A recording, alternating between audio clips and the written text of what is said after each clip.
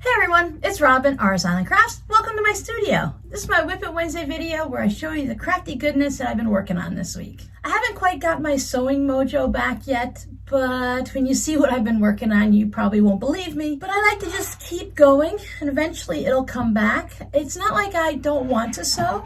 It's just that I'm not feeling excited about sewing. Thank you for hanging out with me on Friday during the live stream where we worked on our economy block.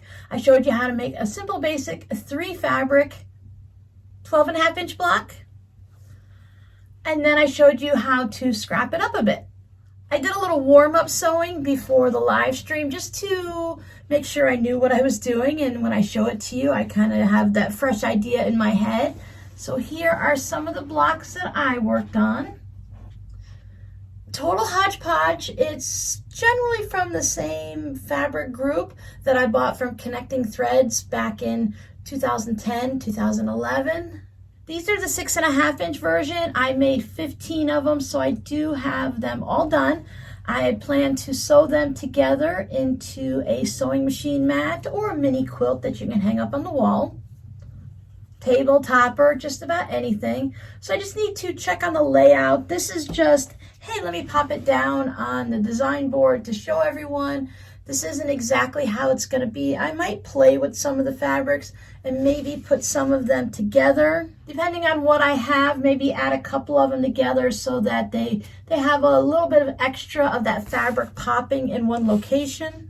Since making this block, you go ahead and cut squares in half, so I can make like basically almost like hourglass look to them. And I don't have to do that everywhere. I can just do that every here and there just to make it look like there's little blocks among the chaos. So that's going to be really fun with just to play with the design and see how they're all going to work together. I plan on putting this 12.5 inch block into my collection of blocks that we've been working on this year during the live streams. But this one, I'm thinking since I used the same fabrics all the way around the outside, that I might turn this one into a pillow or a tote bag or something like that. I'm leaning towards a pillow, but we'll see. At 12.5 inches, they need to be bumped up a bit more to at least a 16 inch pillow form. The next live stream will be Friday, September 16th at 3 p.m. Eastern. I go live on the first and third Friday of the month, and I know that's kind of hard to remember because it's not every Friday. But if you subscribe to my channel and ring the little notification bell, you'll get notified on the mornings of the live streams when I put up the little, hey, I'm going live today type of reminder. Or down below in the description box, there is a link to a free service where you can be emailed every time I put out a new video here on YouTube. I finished one of my hand knit dishcloths that I like to work on in the evening when I don't have the brain space or I'm a little too tired to work on an actual knitting project or crochet, so I just knit dishcloths. So I finished this nice color. Purple and green, I wouldn't really choose to go together, but it's okay in a dishcloth. I also went ahead and blocked all of these, so I ended up blocking 4 more, or 5 or 6 actually, because I've been putting these in with some of my Etsy orders. You may remember that I have this little container here where I keep all of my little extra gifts that I like to do as tuck-ins for my Etsy orders. I have my crochet chapstick holders just in case anyone receives one of these and you're not sure what it is. I have a needle book. I brought in some Christmas ornaments for when we get into closer to the Christmas season. So I have these little stocking ornaments. And then my knit dishcloths. When I send out an Etsy order, I don't do the fancy wrapping like a lot of people do. I don't put it in tissue paper and put a little R's Island Crafts sticker on it. I then put it in a nice box so that when you open it up and you're like, oh, look how exciting it is. It's got the crinkled paper in it and it's just like a big extravagant thing. And I don't do that because those things cost money and time. When you receive something special like that from Etsy, it is amazing when you get it. I know how great it is to open up one of those packages and receive that, but not everyone wants to have all that extra packing material and the tissue paper and now a box. Also, you have these things that you have to recycle or find a place for, dispose of. Not everyone wants the extra bits. Plus, as I said, that costs money. So that will then go into the cost of whatever you're purchasing. So if you're purchasing maybe a zipper pouch, all of that packing stuff and the shipping materials and stuff has to go somewhere. So it goes into the cost of the item you're purchasing. I'd rather save you a little bit of money, save me a little bit of money by safely packaging your items in a way that hopefully it gets there in a safe way and it's not all torn up or anything. I like to put it into one of the little special sleeves that you can get, a little clear. Yes, it's plastic, so it's not recyclable, but I worry about things getting wet. So I like to package it in there all nice and neat, and I find that I enjoy the way it looks when it goes into the envelope. I then put it in one of those stretchy, whatever fancy name they have for it, envelopes. So hopefully as it's going through the post office and stuff, if it gets rained on or dropped or anything like that, that whatever is inside stays nice and clean. My packaging was recently tested and thankfully it did survive. The outer package had gotten damaged somehow. Sometimes when it's going through the machines at the post office, it does get damaged, but my inner packaging was nice and safe and kept everything nice and secure, which is nice to know. My patrons and I worked on, turn it right side up, not that it matters too much. We worked on this scrappy pumpkin orange coaster. And there is a fun fabric on the back. So this was done in a quilt as you go method, and it was a little bit different. It has different materials on the inside than I normally do. I like how nice and not stiff, but it does, I mean, I have to hold it, but it does stand up on its own and it doesn't like bend over and cave in at all. And is larger than I normally make. So I brought one of my coasters around. So here is the one that I usually make. I'm used to making them from a charm square. So it is really, you know, soft and everything. There's only batting in it. Does it stand up? Sure, it stands up a little bit, but it's made differently. And here you go, just as a reference to the size. You can see that the pumpkin one is larger just by a bit. And I thought it was really nice for if you're having, maybe you got one of those really big teacups, the tea mugs, so you need to have more space underneath it when you set it down on your table. You can even use this if you're having like a mug of soup or something like that. It doesn't have to be a drink of, maybe if you're having a glass of soda or if you're having your tea or coffee or something or hot chocolate. There's so many things you can put in a mug, even just a simple glass of water. So I like that it has that nice extra surface, and I always like how you can have either side. When I make mine, I like to have them so you can have just one on one side and then you can always flip it the other way. So maybe if you want to put a Christmas one on one side and just basic on the other side, then you can use it year round. But you know me, I'm using a Christmas coaster or whatever year round. That doesn't bother me.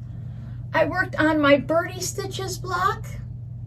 I want to make sure you can hear me and I don't get muffled. Sometimes people will talk behind their items like this and you can't always hear. So I want to make sure you can hear everything I say and still see. Plus I need to see what I'm putting in front of the camera.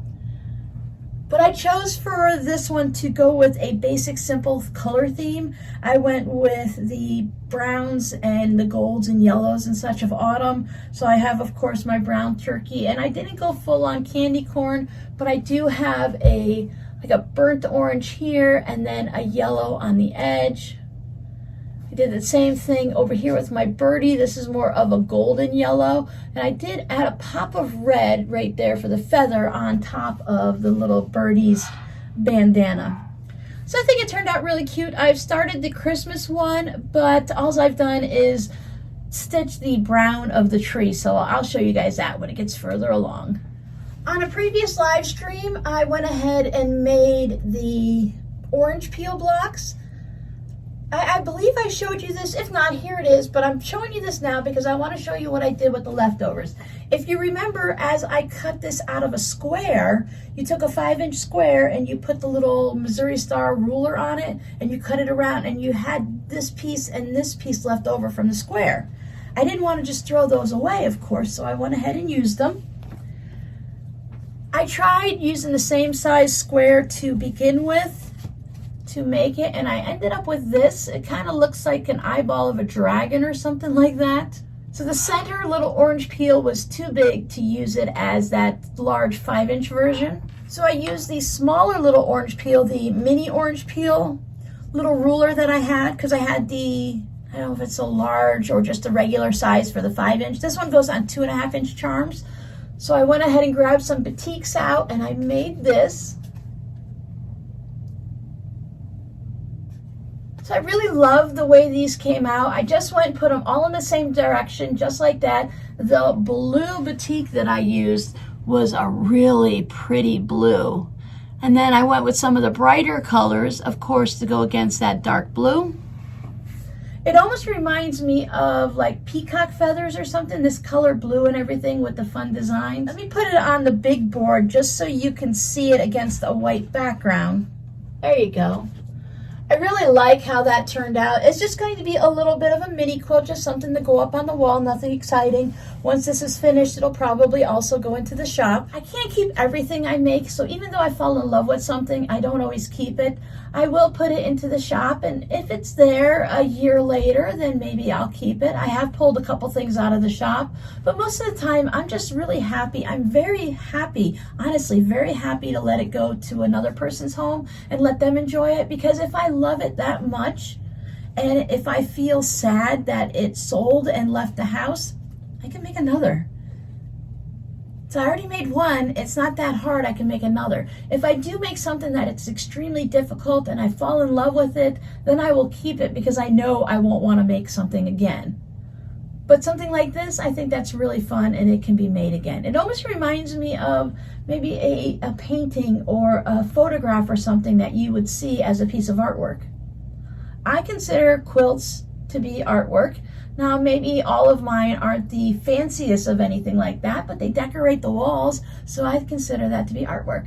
This is the fabric I chose for the back of the orange peel quilt. It's a really pretty batik with whites and purples. It actually bothers me more to use the fabric than it would be to sell something I made from the fabric. I like to see the fabric on my shelf, knowing that if I have a special project, that most special project, that the fabric is going to be on the shelf just waiting for me. But the problem is that special, oh so special project just never comes along, and the fabric just sits there on the shelves in another room with a dust protector over it, protecting it from the sun and any dust, so I never even see the fabric. But if I make it into something, then I get to see it while I'm making it.